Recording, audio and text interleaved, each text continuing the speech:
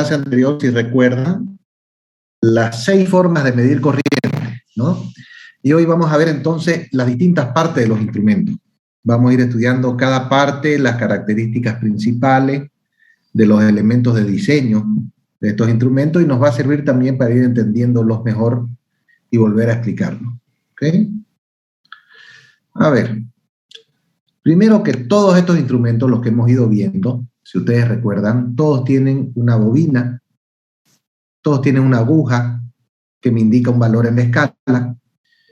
Ya vamos a ver cuál es la función de los pivotes y los cojinetes. También tienen resorte, pernos de retención, perno de ajuste en cero, que ya vamos a ver para qué funciona, y amortiguador. Cada una de estas partes ahora las vamos a ir estudiando, ya sus características principales, para entender cómo se las diseña y para qué sirve, ¿bien? Y cómo se lo hace más preciso. Entonces empecemos nuevamente con el medidor de bobina móvil, ¿no? Si ustedes recuerdan, el medidor de bobina móvil era un imán, ¿no?, en forma de herradura, que adentro estaba la bobina. Ahora lo vamos a ver en más detalle ya, tal cual es el instrumento con todas sus partes. Miren, fíjense, tenemos acá el imán en forma de herradura, tenemos las zapatas polares que están en celeste y rojito, que son estas dos, o sea, uno es polo norte y la otra es el polo sur. Ya vamos a ver qué sentido tienen las zapatas polares. Acá adentro está la bobina, y fíjense que adentro de la bobina hay todo un tambor de hierro, ¿sí? Además tengo esta estructura de soporte, donde por un lado tengo un perno de tope izquierdo y otro perno de tope derecho, que en realidad su función es que la aguja no se vaya más allá de estos pernos, ¿bien? Son limitantes para la aguja, ¿no? Tenemos la aguja y tenemos la escala, ¿no? Y debajo de este perno están los resortes, que no se lo ven en este gráfico, ¿ok? Entonces, ese ya es el instrumento de forma completa, con cada una de sus partes. Ahora, vamos a estudiar justamente cada una de estas partes.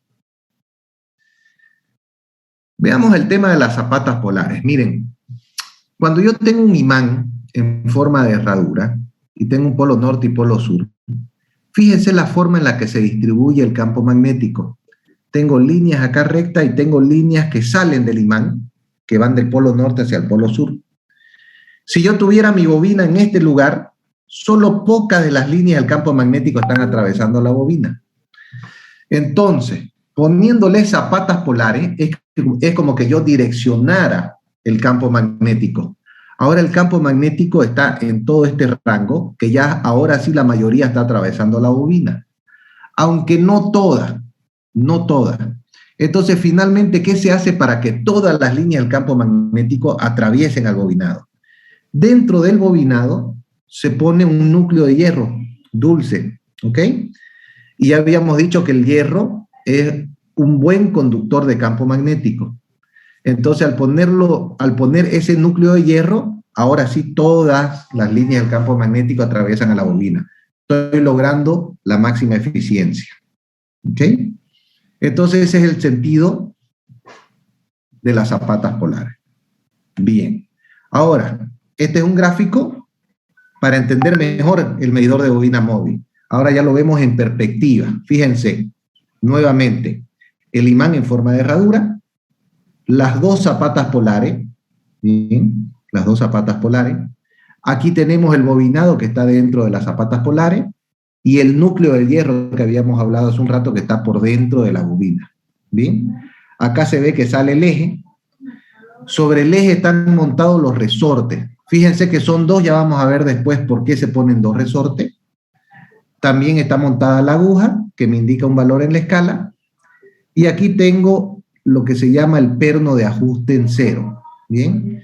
Que nos sirven, recuerdan, no sé si alguno de ustedes alguna vez ha tenido de estas balanzas para pesarse, que con el pasar del tiempo, la aguja ya no está exactamente en cero, se mueve un poquito, se desfasa un poco con respecto a cero. Entonces, este perno lo que me sirve es para que con un desarmador lo muevo el perno y hago que la aguja otra vez vuelva a indicar exactamente el valor en cero. ¿Okay? Ya lo vamos a ver todas esas partes. Entonces, este gráfico así en perspectiva me muestra ya en detalle y me hace entender un poco mejor el medidor de bobina móvil. ¿Sí? ¿Alguien tiene una pregunta hasta acá? ¿Alguna duda? ¿Nada? Bueno, sigamos. Esta es una fotografía de un equipo real, de un medidor de bobina móvil. Fíjense la aguja que me indica un valor en la escala, ¿no? Y aquí tengo justamente la bobina que está acá. Este sería el núcleo de hierro que está dentro de la bobina, ¿no? Dando un compañero más, ¿no?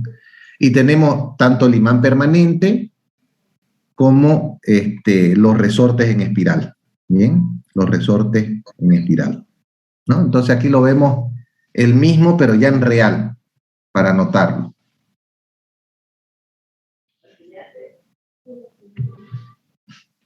Ok. Bien. ¿Recuerdan esta fórmula de la física? Que la fuerza eléctrica, F fuerza eléctrica es igual a N por B por I por L. N es el número de espiras, o el número de vueltas que tiene un bobinado. B es el campo magnético, ¿no? Le llamamos B al campo magnético. I es la corriente eléctrica, y L es la longitud que tiene una bobina determinada, ¿no? A ver, ¿qué es lo importante de este concepto? Que la fuerza eléctrica, ¿qué tan grande es la fuerza eléctrica? Depende entonces de estas 4 variables. La primera, del número de espiras de la bobina. Una vez el equipo está fabricado, el número de espiras no va a variar, ¿sí? Es una constante.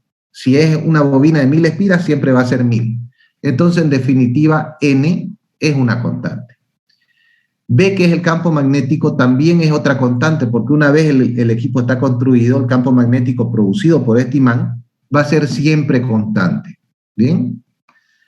L, que es la longitud que tiene esta bobina, también es constante, no va a variar. Por lo tanto, la única variable es la corriente. ¿Cuál corriente? Esa que estamos midiendo nosotros. ¿Bien? La corriente que pasa por el conductor, que es la que en definitiva vamos a medir. Por lo tanto, la fuerza eléctrica es directamente proporcional a la cantidad de corriente que circula por la bobina. ¿Bien? ¿Se entiende? Max Alejandro, ¿tenés video? Rafael, ¿tenés video? Sí, ingeniero. Ya. ¿Quiénes más están sin video? Noemí. Bien. ¿Se entendió? Rafael, ¿se entendió? ¿Hasta aquí? Sí, ingeniero. Ya. Por lo tanto, lo que estamos viendo es que la fuerza eléctrica depende de una sola variable, que es la corriente que circula. A mayor corriente, mayor fuerza eléctrica producida. ¿Qué fuerza? Esta fuerza de repulsión entre la bobina y el imán, ¿sí? Si recuerdan el principio de funcionamiento del medidor de bobina móvil. Bien. Ahora, el momento eléctrico, también es una fórmula que ustedes ya conocen. El momento eléctrico es fuerza por distancia. Bien. En este caso, la distancia es el diámetro que tiene el bobinado. Bien. Que el diámetro es 2 veces el radio. El radio también es una constante, así que al final de cuentas, el momento eléctrico va a ser una constante por la corriente. Bien.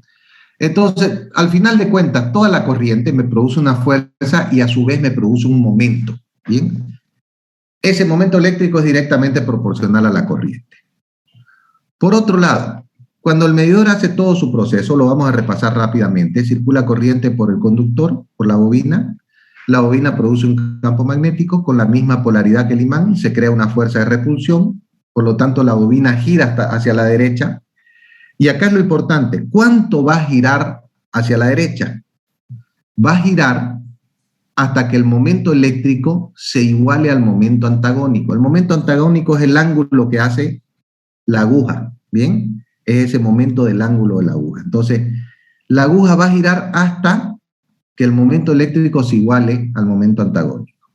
El momento eléctrico ya habíamos dicho que era una constante por la corriente.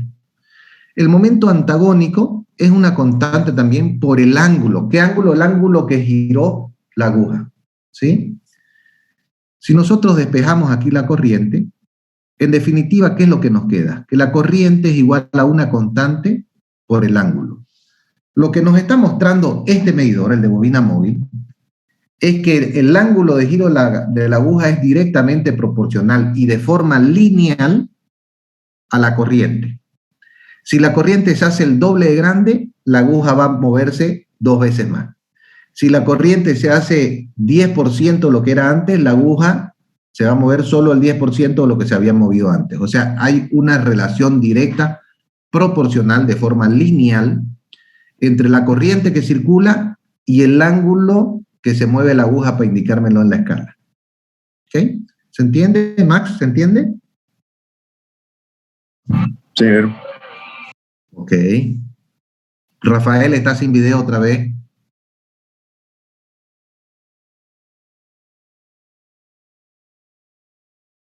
Bien. Esta conclusión entonces es la que vimos hace un rato, que el ángulo de giro de la aguja es proporcional a la corriente que circula por la bobina. ¿Se entiende esto, no? Porque de la fórmula nos salió que la corriente era igual a una constante por el ángulo, entonces, si la corriente, por decir, se triplica, el ángulo se triplica, una relación directa, proporcional y lineal. Va a ser importante esto porque vamos a ver que en el medidor, los medidores de hierro móvil, esto no sucede. ¿Bien? Ok. Este es el medidor de hierro móvil de una forma más completa ya, que ya después lo vamos a estudiar en cada una de sus partes. Pero en definitiva yo puedo tener paletas radiales o álabes concéntricos, cualquiera de los dos que son los que más se usan, que están montados sobre un eje, ¿ya? Aquí abajito vemos el pivote, ¿ya? Y esta es una cámara de amortiguamiento, que vamos a ver más adelante cómo funciona, la aguja y la escala, ¿sí? Entonces aquí tenemos un gráfico ya más completo de lo que son los medidores de hierro móvil.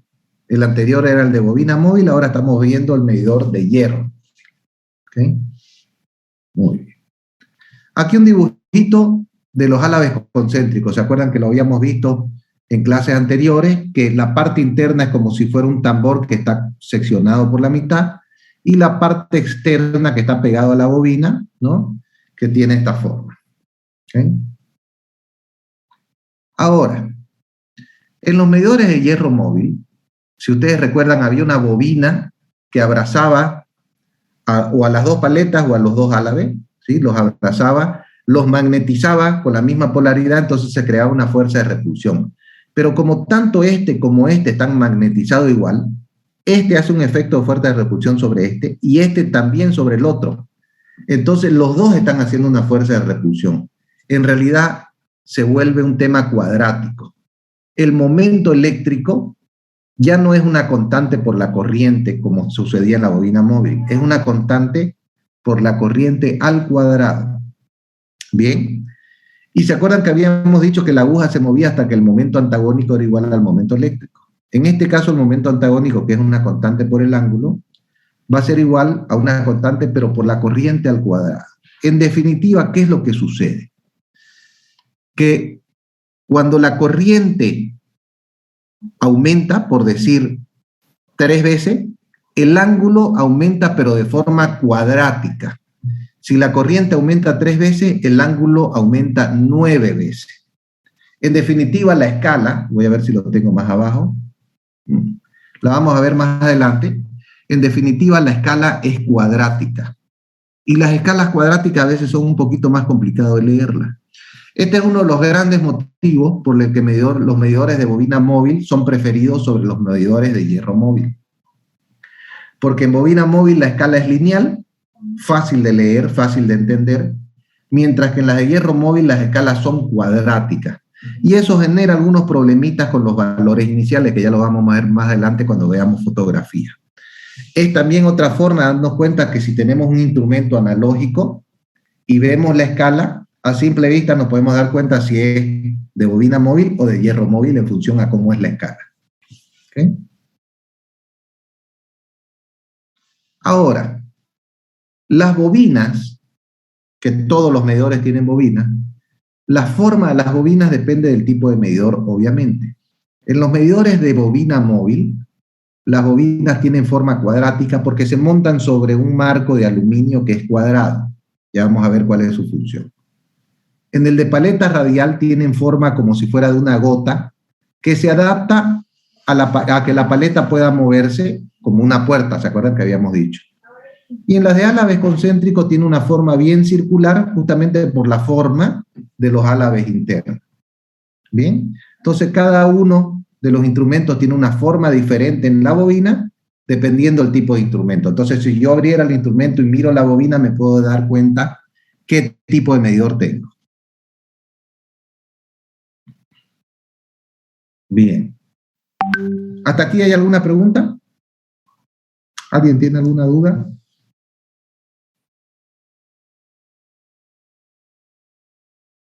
¿Nadie tiene duda?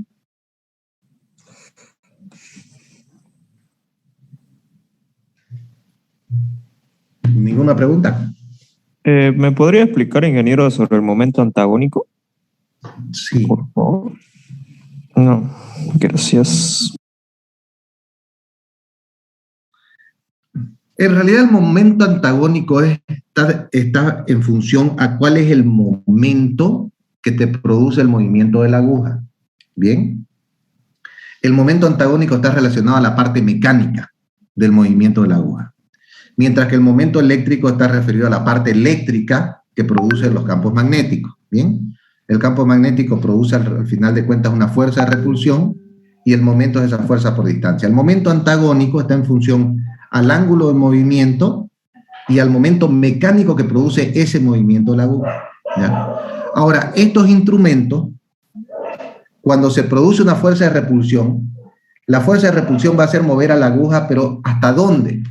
Hasta que el momento eléctrico iguale al momento antagónico. O sea, hasta que esa fuerza de repulsión sea igual al momento mecánico que produce el movimiento de la aguja. ¿Okay? En ese punto se igualan y ahí es donde la aguja se va a parar y se va a quedar.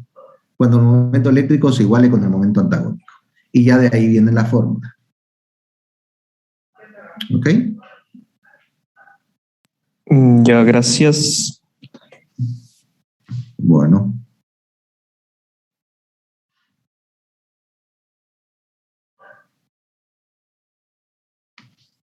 ¿Alguno más tiene alguna pregunta? Perdón.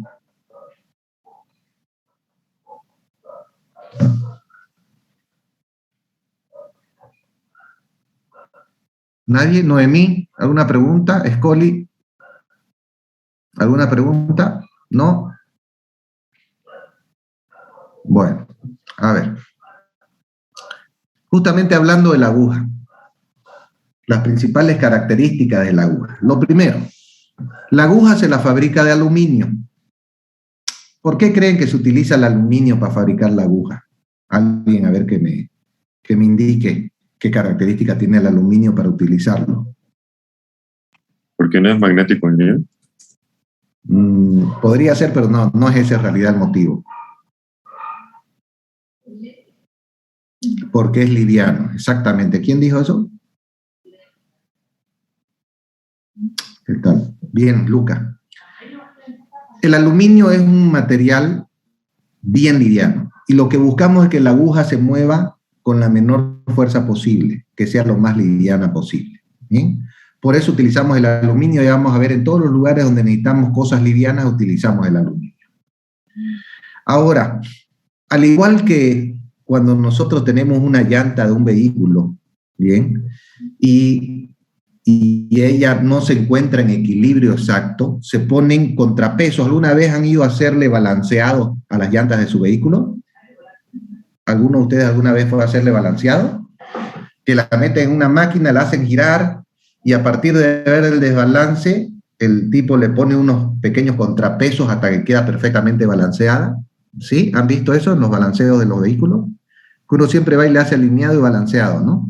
El balanceado se trata de poner pequeños contrapesos hasta lograr que se balancee perfectamente. Como en la fabricación de las agujas, y como en todo, siempre hay un pequeño error, una aguja nunca va a ser idéntica a la otra, por lo tanto hay pequeños desbalances, lo que se hace es poner contrapesos, tanto en el mismo eje de la aguja como en ejes transversales, ¿ya?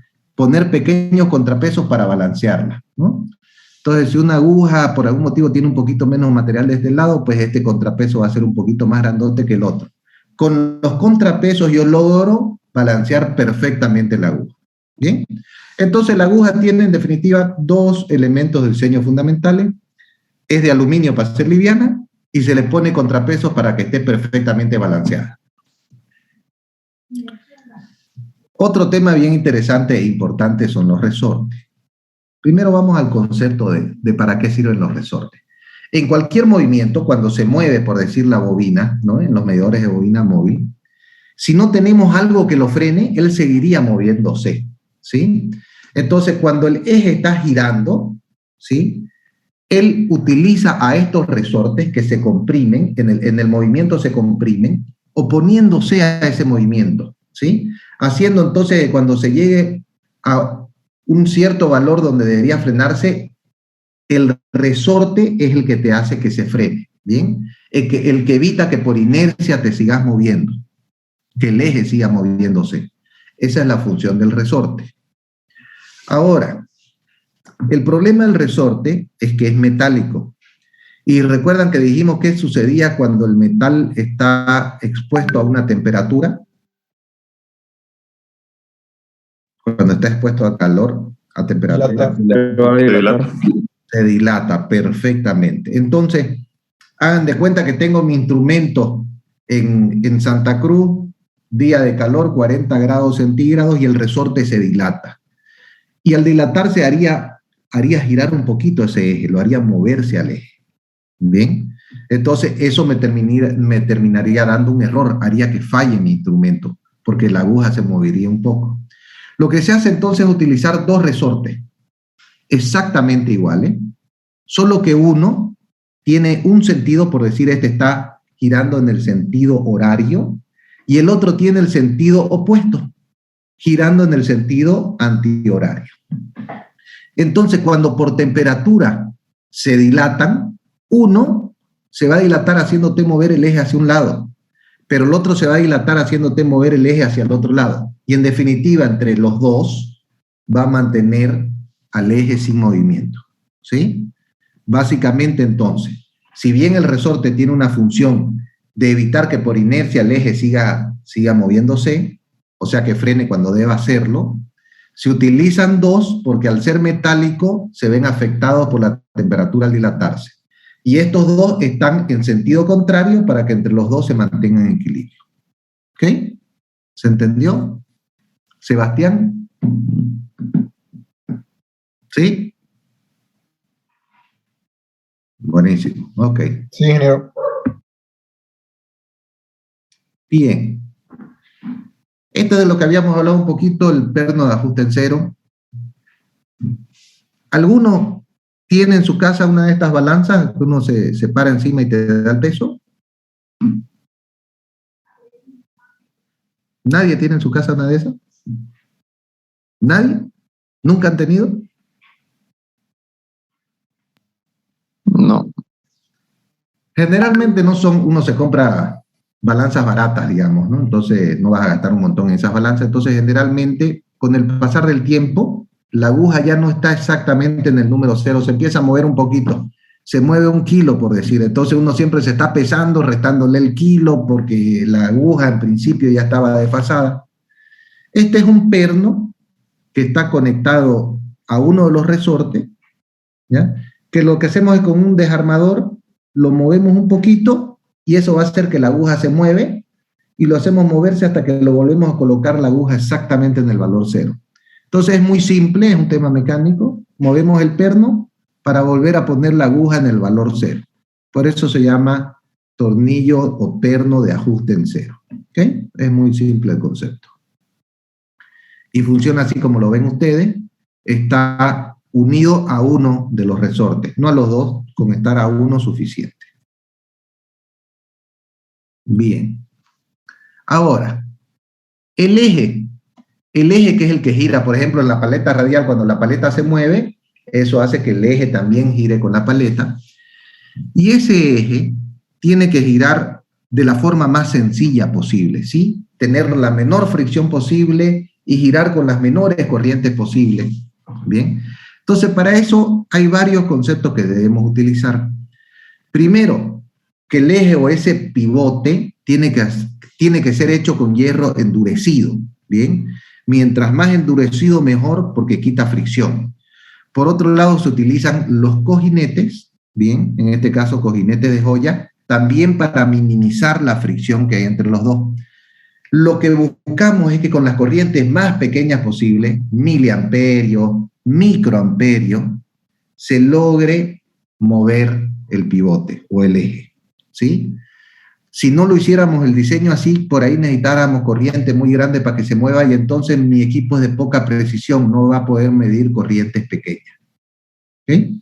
Entonces, para eso utilizamos los pivotes endurecidos y los cojinetes de joya, siempre buscando minimizar la fricción que hay entre el pivote y el cojinete sobre el cual él gira, ¿sí? Por otro lado, tenemos los pernos de tope izquierdo y los pernos de tope derecho. Su uso es muy obvio, es simplemente para que la aguja no pueda irse más a la izquierda de este punto, ni más a la derecha del otro punto.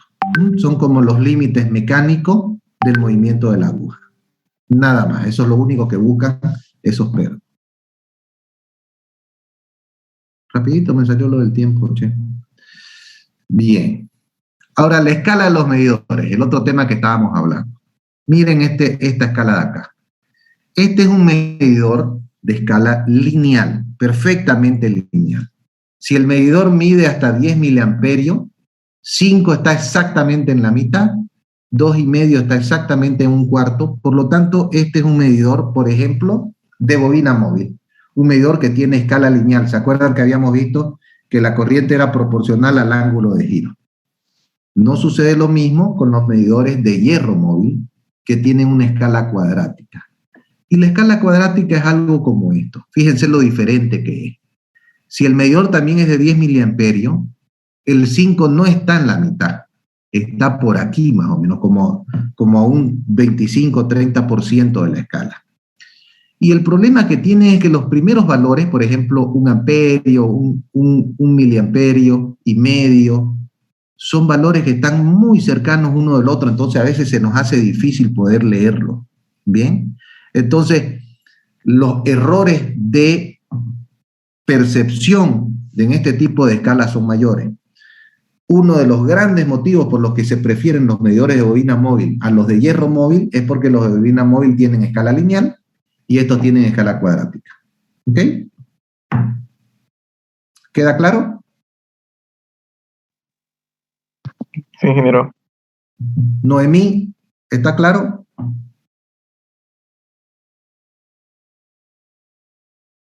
Sí, ingeniero. Bueno, Héctor, estás con video, pero no se te ve. Sí, ingeniero. Ahora sí. Buenísimo. Ok. Ahora, cuando nosotros tenemos al eje, al pivote con hierro endurecido, tenemos los cojinetes de joya, tenemos todo para que la fricción sea lo mínimo posible. Se presenta un problema.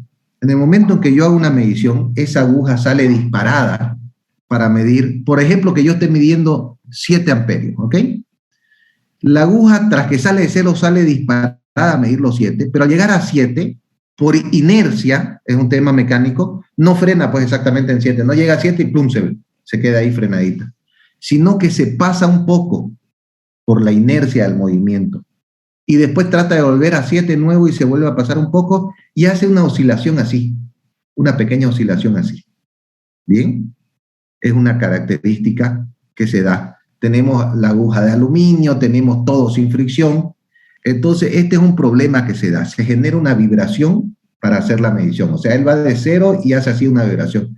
Y con el tiempo eso me terminaría dañando la aguja y afectando a las mediciones. ¿Sí?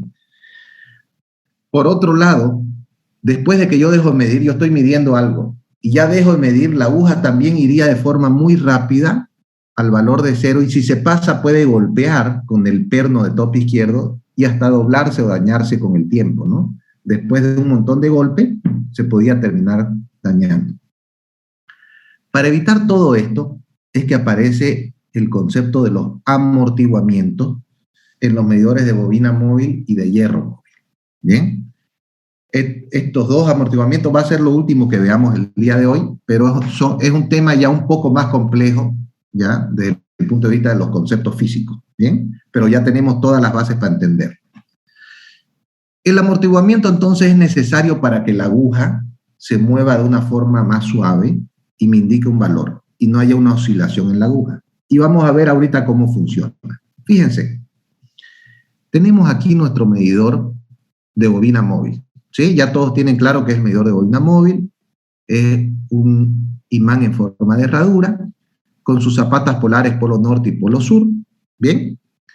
Y si recuerdan ya todo el mecanismo que hemos hablado de cuando circula corriente por la bobina, esta genera un campo magnético con la misma polaridad que el imán, se crea una fuerza de repulsión y se mueve hacia la derecha. Hasta ahí estamos todo bien, ¿correcto?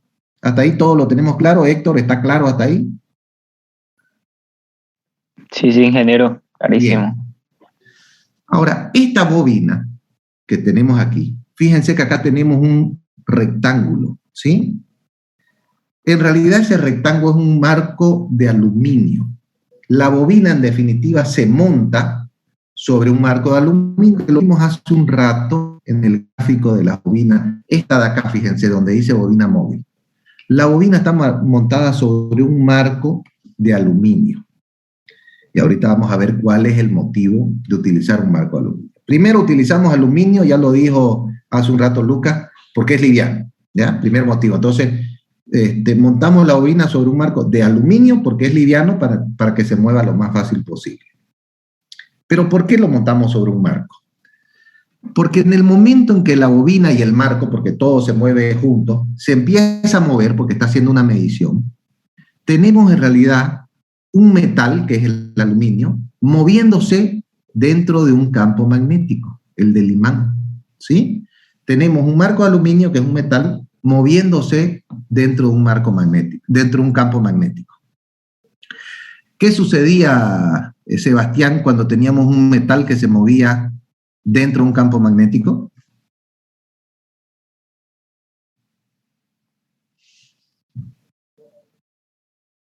Sebastián. ¿Nada? ¿Alguien me puede decir qué sucede cuando un metal se mueve dentro de un campo magnético? Se genera una diferencia potencial entre sus extremos. Perfecto, Max. Es el principio de inducción, ¿no? Del cual habíamos hablado. Max, anotate 5 puntos para el examen, ¿ya? Me vas a hacer acuerdo cuando tengamos examen, te aumento 5 puntos. Bueno, cuando se mueve el marco aluminio junto con la bobina, se mueve dentro de ese campo magnético, se produce el principio de inducción. Tengo un metal moviéndose dentro de un campo magnético, por lo tanto, se induce sobre el marco aluminio una tensión, que le llamábamos, si recuerdan, fuerza electromotriz.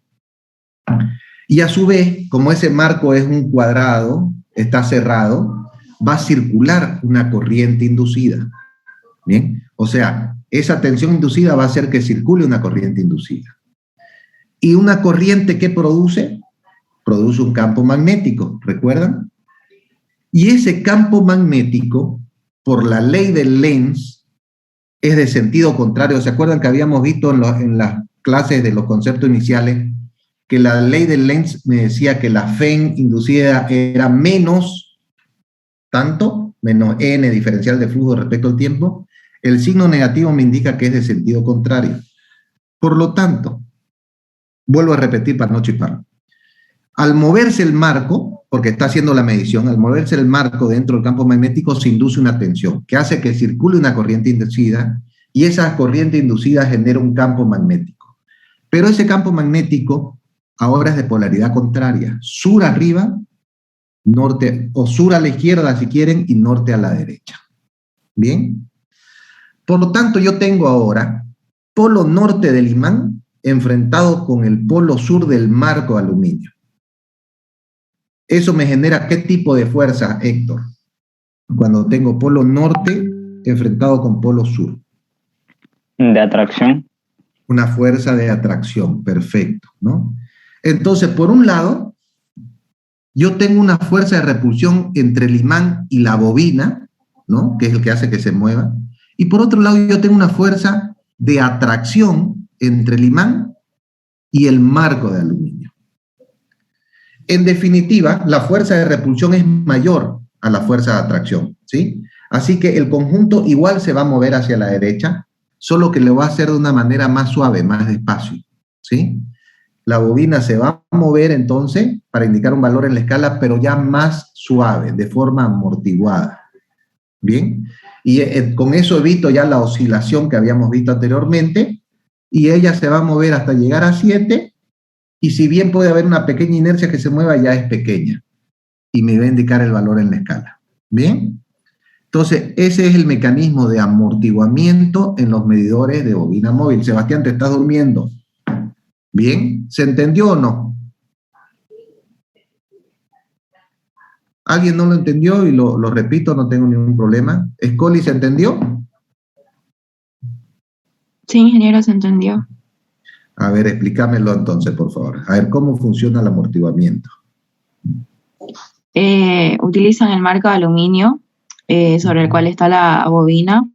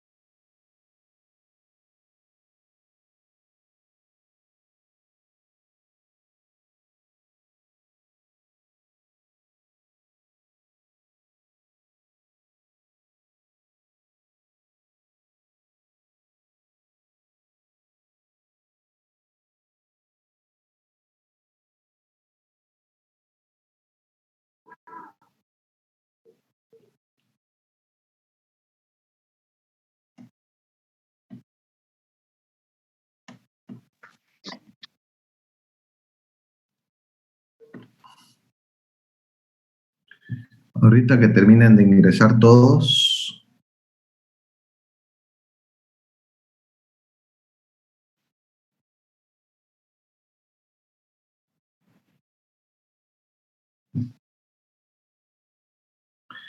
Creo que estamos todos.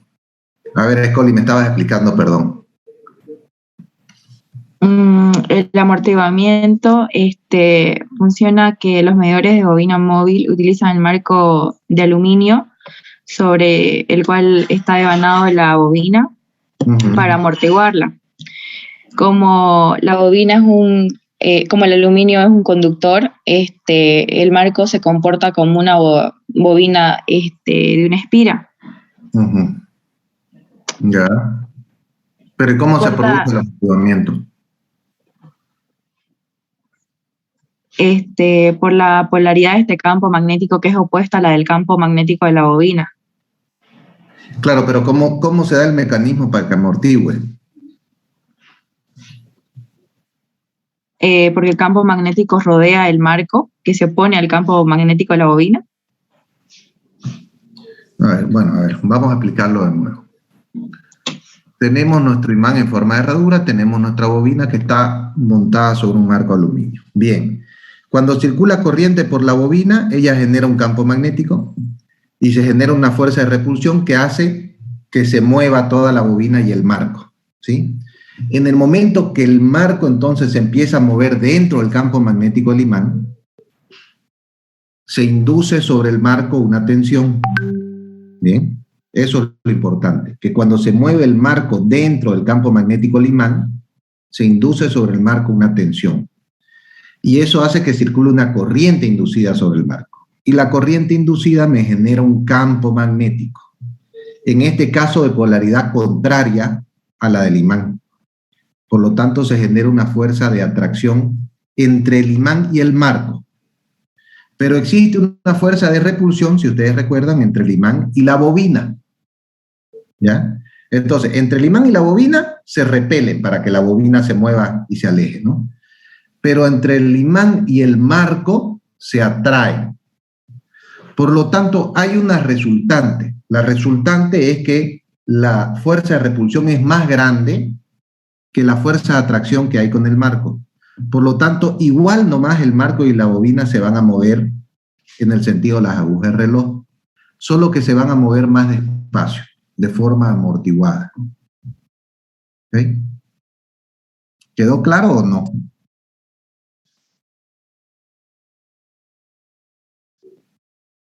Sí, quedó claro. Dulicet, creo que es primera clase que te estoy viendo, ¿o ya has entrado a las anteriores? Primera clase, recién recuperé me compré teléfono recién, recuperé mi línea porque me robaron el teléfono. Ya, pero ¿y no había una computadora, algo para que pases clase o? No, es prestada esta computadora de mis compañeros porque hoy tenía que exponer en construcción, así que me hice prestar la computadora para exponer. Bueno, ok, Dulicet. Entonces, lo que te voy a pedir es que vayas leyendo, digamos, lo que es la presentación hasta ahora, y si tenés dudas, me podés escribir por mail o por WhatsApp de qué dudas tenés, o me dejas una grabación de voz con la duda y yo te respondo. Bueno, Ya. la idea es que te pongas al día, porque si no estás al día hasta hoy, se te va a hacer muy difícil ir entendiendo lo que viene después. Bueno. Ya, muchas gracias. Ok. Abraham, ¿se entendió? Si podría explicarlo otra vez, ingeniero, por favor. Ya. Una vez más. Bien, a ver, volvamos y atiéndanme por favor todos, aunque lo hay en repetitivo, pero es bueno que lo entiendan el concepto, porque estos conceptos que estamos repasando acá, más allá de entender cómo funciona un instrumento, no es ese realmente el objetivo del curso, es entender estos conceptos de principios electromagnéticos que le va a servir para su carrera después. ¿Bien? Si hasta el día de hoy no han entendido estos conceptos, tienen la oportunidad de aprenderlos hoy, y son conceptos que van a necesitar ese conocimiento durante su carrera después. ¿Bien? Principio de inducción, fuerza de atracción, de repulsión, etcétera. Son conceptos básicos, pero que es muy importante que los entiendan. ¿Bien? Entonces, vamos de nuevo a cómo funciona el medidor de bobina móvil. El medidor de bobina móvil tiene un imán en forma de herradura con su polo norte y su polo sur. Y entonces tenemos un campo magnético que va del polo norte al polo sur. Es un campo magnético constante, permanente. ¿Bien? Por otro lado tenemos una bobina que está montada sobre un marco de aluminio, ahí en el medio de ese campo magnético. Bien. Cuando circula corriente por la bobina, ya habíamos dicho que cada vez que circula corriente por un conductor, se genera un campo magnético. Y habíamos dicho que utilizábamos las bobinas porque me ayudaba a que el campo magnético sea más fuerte. ¿Bien? Entonces, cuando circula corriente por la bobina, se genera un campo magnético. Ese campo magnético va a tener la misma polaridad que la del imán. Si el imán es polo norte acá, el campo magnético de la bobina va a ser norte aquí. Por lo tanto, tengo polos iguales enfrentados que me genera una fuerza de repulsión. ¿Bien? Y al repelerse y la bobina poder moverse, entonces la bobina empieza a moverse en el sentido de las agujas de reloj. Cuando la bobina y el marco de aluminio empiezan a moverse, entonces en el marco de aluminio empieza a aparecer una tensión porque se está moviendo dentro de un campo magnético ese marco de aluminio. Entonces aparece una tensión sobre el marco de aluminio, que es una fuerza electromotriz. Y esa tensión inducida hace que circule corriente inducida por el marco de aluminio. Y esa corriente inducida en el marco de aluminio me genera un campo magnético también, porque toda corriente que circula por un conductor genera un campo magnético. Solo que esta vez el campo magnético, por ley de Lenz, es del sentido contrario. Si la bobina era norte-sur, el campo magnético del marco de aluminio es sur-norte. Por tanto, entre el marco de aluminio y el imán se produce una fuerza de atracción. ¿Bien? Entonces, como dijimos hace un rato, entre el imán y la bobina tenemos una fuerza de repulsión, pero entre el imán y el marco de aluminio tenemos una fuerza de atracción. Esa fuerza de atracción es más pequeña que la fuerza de repulsión. ¿Bien? Por lo tanto, al final de cuentas, la resultante es que hay una fuerza de repulsión, pero el movimiento de la aguja es más suave, es más despacio. Eso es lo que yo logro con el marco de aluminio. Un movimiento más suave de la aguja para que ella no vibre y no se dañe. No sé, Abraham, si ahora quedó claro. Sí, ingeniero. Ok. ¿Alguien todavía no le quedó claro? ¿Alguien tiene una duda?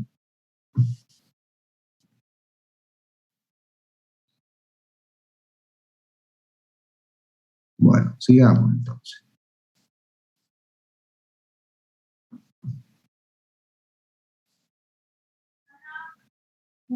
Bueno, esto va a ser lo último que vamos a ver hoy, que es el amortiguamiento en los medidores de hierro móvil. ¿Bien? Que es bien diferente al amortiguamiento que vimos hace un rato en el medidor de bobina móvil. Los medidores de hierro móvil tienen, si recuerdan acá todo lo que es la paleta o los álabes con centro, cualquiera que utilice, que está montado sobre un eje, ¿no? Y cuando hace todo el proceso y él se mueve la paleta, también se mueve el eje, empieza a girar. En el eje, en una parte más arriba, se pone lo que se conoce como cámara de amortiguamiento, que es toda esta grandota que ven acá, que es una cámara que está hermética y donde adentro hay una paleta nuevamente de aluminio. Aluminio porque necesitamos que sea liviana, ¿bien? Siempre el aluminio está relacionado con el peso. Lo interesante de esto, ¿qué es? Que cuando el instrumento de hierro móvil está haciendo una medición y empieza a moverse una paleta y por lo tanto el eje también gira esta paleta de aluminio que tenemos en una cámara hermética donde hay aire nada más, ¿bien? Y al girar esta paleta, lo que está haciendo en realidad es comprimir el aire que hay delante de él, ¿bien? Tengo una paleta que inicialmente está aquí y al empezar a moverse en esa cámara hermética, o sea que no sale ni entra nada, empieza a comprimir el aire que hay ahí adentro. Y mientras más lo comprimo el aire, este se opone más al movimiento de la paleta. ¿Sí? Entonces, este amortiguamiento ya no se da de forma electromagnética, como vimos hace un rato en el medidor de bobina móvil, sino que se da de forma mecánica ya. ¿Sí? El aire comprimido hace fuerza para que la paleta esta de aluminio cada vez le cueste más moverse.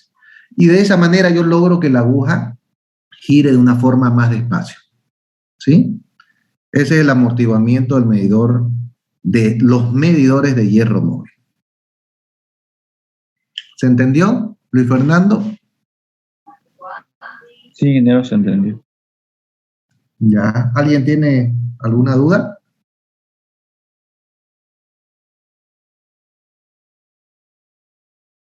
¿Nadie? No. Bueno, entonces lo vamos a dejar hasta aquí. Nos vemos el próximo jueves y seguimos con la materia, ¿ya?